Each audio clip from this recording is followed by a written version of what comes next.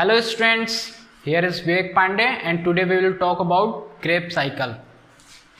तो बच्चों Krebs cycle को हम लोग TCA साइकिल भी बोलते हैं, सिट्रिक एसिड साइकिल भी बोलते हैं। इसको सिट्रिक एसिड साइकिल इसलिए बोलते हैं क्योंकि इसमें जो फर्स्ट कंपाउंड बनता है उसका नाम होता है सिट्रिक एसिड, और सिट्रिक एसिड के अंदर 3 कार्बोक्सिलिक ग्रुप लगे होते हैं, 3 कार्बोक्सिलिक ग्रुप, इसलिए इसको हम लोग बोलते हैं TCA cycle, tri carboxylic acid cycle. Krebs cycle scientist Kreb ने दिया था, साइंटिस्ट के नाम पे। अब आइए हम लोग डिटेल में बात करते हैं क्रेब्स साइकिल की।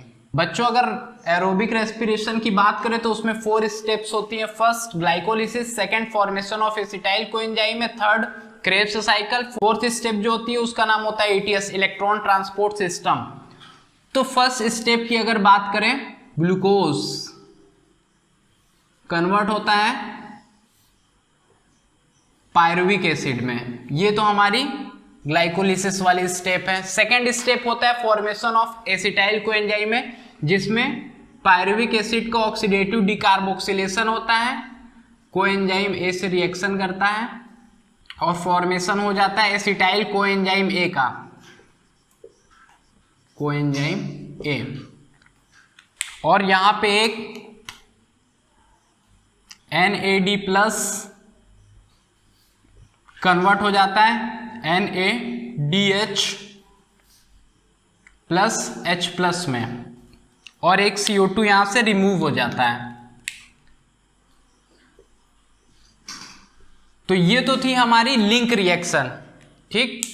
अब एसिटाइल कोएंजाइम में माइटोकॉन्ड्रिया के मैट्रिक्स में इंटर करेगा और वहां पे ऑक्जेलो एसिटिक एसिड होता है, ऑक्जेलो एसिटिक एसिड। माइटोकॉन्ड्रिया के अंदर ऑक्जेलो एसिटिक एसिड क्रेब्स साइकिल की फर्स्ट स्टेप में रिएक्शन करेगा एसिटाइल कोएंजाइम ए से और फॉर्मेशन हो जाएगा सिट्रिक एसिड का।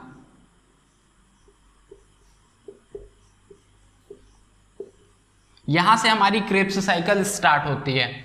ऑक्जेलो एसिटिक एसिड माइटोकॉन्ड्रिया के मैट्रिक्स में प्रेजेंट होता है, वो लिंक रिएक्शन के प्रोडक्ट एसिटाइल कोएंजाइम ए से रिएक्शन करता है और फॉर्मेशन हो जाता है सिट्रिक एसिड का। ये तो क्रेब्स साइकिल की फर्स्ट स्टेप है। अब एसिटाइल कोएंजाइम ए की बात करें तो पायरुविक एसिड 3 कार्बन कंपाउंड है, इसमें से एक CO2 रिमूव हो गया तो इसके पास 2 कार्बन बचे। ऑक्जेलो एसिटिक एसिड 4 कार्बन कंपाउंड है, तो 2 carbon compound 4 carbon compound reaction करते हैं तो बनता है सिट्रिक एसिड जिसमें 6 कार्बन होते हैं। देन सिट्रिक एसिड कन्वर्ट हो जाएगा आइसोसिट्रिक एसिड में, सिट्रिक एसिड कन्वर्ट होगा आइसोसिट्रिक एसिड में, आइसोसिट्रिक एसिड। आइसोसिट्रिक एसिड भी 6 कार्बन कंपाउंड है। देन आइसोसिट्रिक एसिड कन्वर्ट होगा अल्फा कीटोग्लूटारिक एसिड में, अल्फा कीटोग्लूटारिक एसिड में, और यहां पे एक NAD+ कन्वर्ट हो जाएगा NADH+H+ में, NAD+ कन्वर्ट हो जाएगा NADH+H+ में, और यहां पे एक CO2 रिमूव कर दिया जाएगा।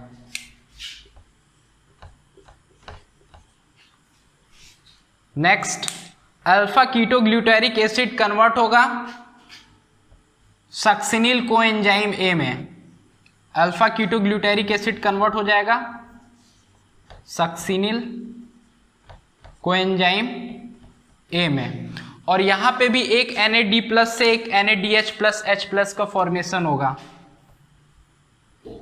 NAD+ कन्वर्ट हो जाएगा NADH+H+ में,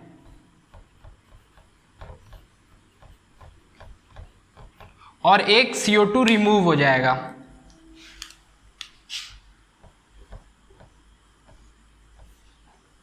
नेक्स्ट सक्सिनिल कोएंजाइम में कन्वर्ट होगा सक्सिनिक एसिड में,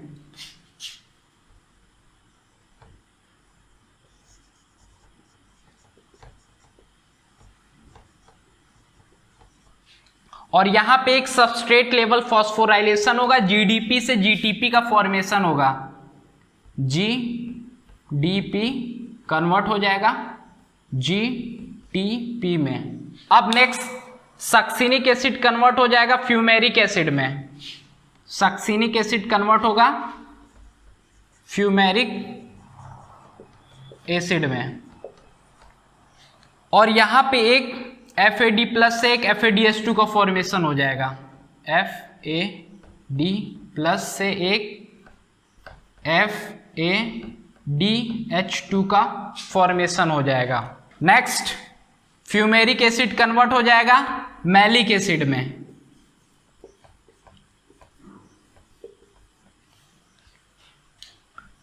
और मैलिक एसिड कन्वर्ट हो जाएगा ऑक्जेलो एसिटिक एसिड में। तो बच्चों अगर ध्यान से देखें तो एसिटाइल कोएंजाइम में जो कि 2 कार्बन कंपाउंड था, ऑक्जेलो एसिटिक एसिड से रिएक्शन किया जो कि 4 कार्बन कंपाउंड है, और 6 कार्बन कंपाउंड सिट्रिक एसिड का फॉर्मेशन हो गया। 6 carbon compound citric acid convert हो जाता है आइसोसिट्रिक एसिड में जो कि 6 कार्बन कंपाउंड है। देन आइसोसिट्रिक एसिड कन्वर्ट होता है अल्फा कीटोग्लूटारिक एसिड में, और एक यहाँ पे CO2 रिमूव हो जाता है और NAD प्लस से NADH प्लस H प्लस का फॉर्मेशन होता है।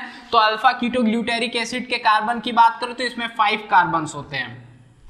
Next alpha ketoglutaric acid convert होता है सक्सिनिल कोएंजाइम A में, और यहाँ पे एक NAD प्लस से एक NADH प्लस H प्लस का फॉर्मेशन होता है और एक CO2 रिमूव हो जाता है। एक CO2 रिमूव होने के बाद में सक्सिनिल कोएंजाइम A के कार्बन की बात करें तो ये 4 कार्बन कंपाउंड है।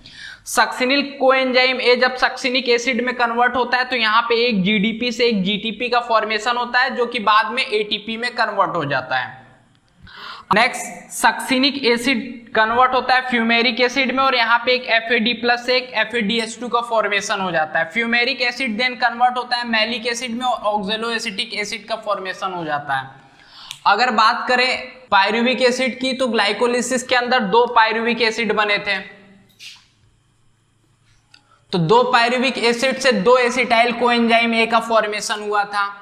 तो एक एसिटाइल कोएंजाइम A के लिए एक सिट्रिक साइकिल एक बार चलती है। तो यहाँ पे एरोबिक रेस्पिरेशन की बात करें तो एक ग्लूकोज से 2 एसिटाइल कोएंजाइम A का फॉर्मेशन हुआ था, तो सिट्रिक एसिड साइकिल भी 2 बार चलेगी, और जब 2 बार चलेगी तो 2 पायरुविक एसिड से जब 2 एसिटाइल कोएंजाइम A बनेंगे तो 2 CO2 यहाँ पे रिमूव हो जाएंगे।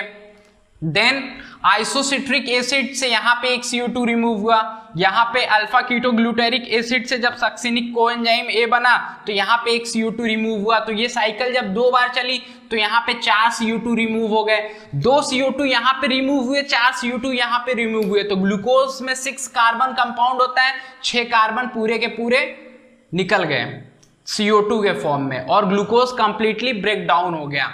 तो अगर बच्चों क्रेब्स साइकिल को ध्यान से देखें तो 2 एसिटाइल कोएंजाइम A के लिए ये साइकिल 2 बार चलेगी। एक बार जब साइकिल चलती है तो एक NAD प्लस से एक NADH H प्लस का फॉर्मेशन होता है आइसोसिट्रिक एसिड जब अल्फा कीटोग्लूटारिक एसिड में कन्वर्ट होता है। जब alpha ketoglutaric acid succinyl coenzyme A में कन्वर्ट होता है तो यहाँ पे दूसरे NAD प्लस से दूसरे NADH प्लस H प्लस का फॉर्मेशन होता है।